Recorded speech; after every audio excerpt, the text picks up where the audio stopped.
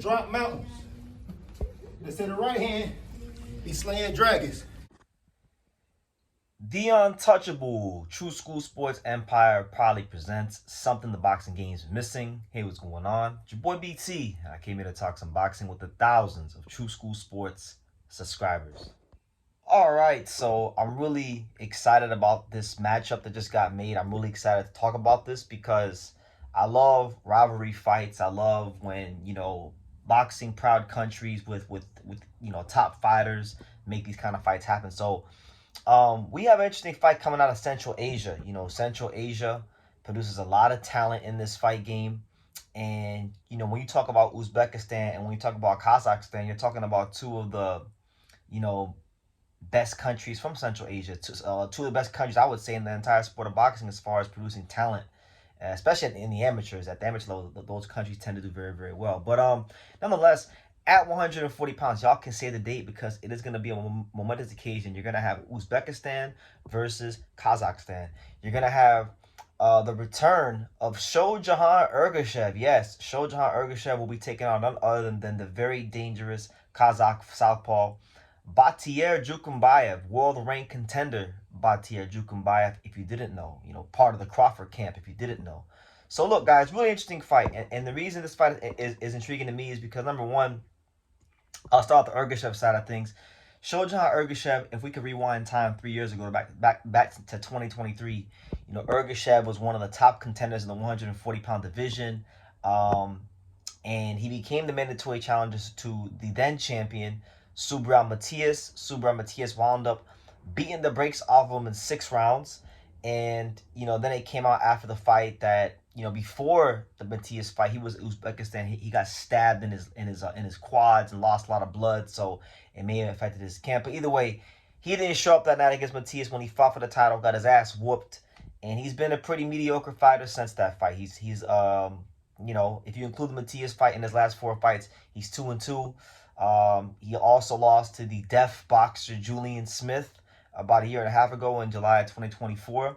And he had a little stay busy win in May of last year. So he signed for this fight. He's taking on Batyr Jukembayev, and it's a really important fight. It's Central Asian pride on the line, and it's a chance for Ergashev to get back into contention. Now, for Jukembayev, just like Ergashev, he lost to Matias back in 2021. They both had that common opponent and that common outcome, in common.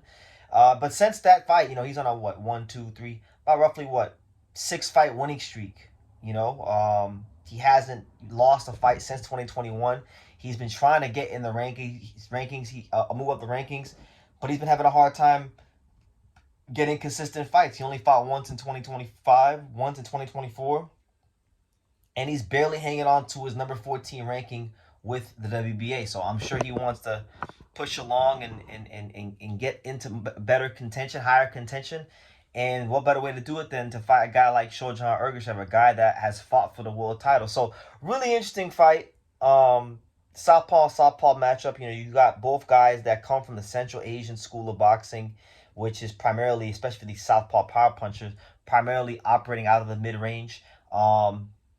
Which means that I think someone is going to have to take the lead here and be the more physical fighter on the inside. Now, if we look at both these guys' careers, I would be led to believe that I would have to give the edge to Jukembayev. I think Jukembayev showed in the Matias fight, and he showed in other fights in his career that he could actually be the more physical fighter on the inside. As to where Ergashev, he needs you more at range. He needs you to be more mid-range, outside range, so he could explode and be that classy, destructive southpaw puncher that he is.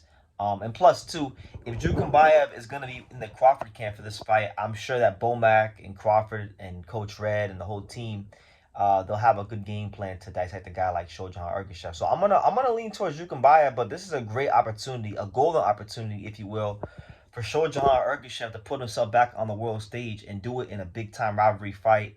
Central Asian pride is on the line.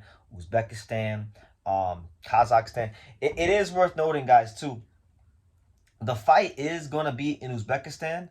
So I would be led to believe that Ergashev is actually going to be the A side. So even though Jukembayev might be the world ranked fighter the guy that's been having the better career over the last 3-4 years, it's actually Ergashev who gets the luxury of being the house fighter in this fight. So in that case, if I'm Jukembayev, I'm not leaving this to chance. I'm not leaving this close because one thing about Ergashev, I remember when he fought Matthias, he was getting a lot of support from the Uzbek boxing community, and he's probably one of the biggest names in Uzbekistan boxing, in Central Asian boxing.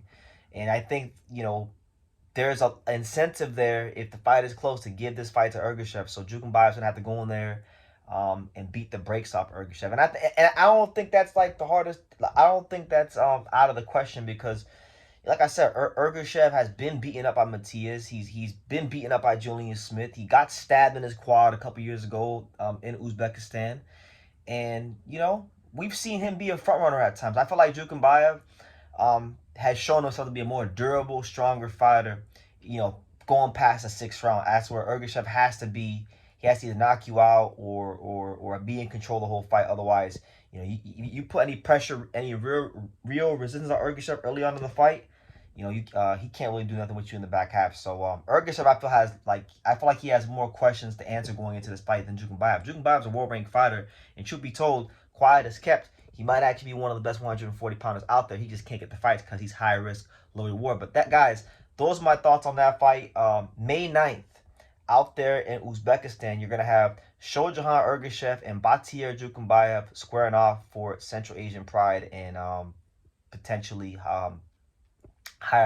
getting ranked higher in the 140-pound division. So I'm really intrigued. I'm really intrigued to see how this fight goes because I've always kept an eye on both these guys at 140 throughout the duration of their careers. So yeah, leave your comments down below. Make sure you guys take the time to subscribe. And like I say in every single one of these videos, you could love me or you could hate me, but I'm just a kid from Daniel. So until next time, take care. Thank you for watching True School Sports. Thank you for watching another video on the untouchable True School Sports Empire, the home of boxing. We're on the road to 100,000 subscribers, guys. So help us keep being great. Help us keep pushing out that real boxing content for the fine folks all around the world. And make sure you jab, you hook, you Mike Tyson, you Mayweather that subscribe button. Pops, show them how do they gotta hit the subscribe button. Pop, pop.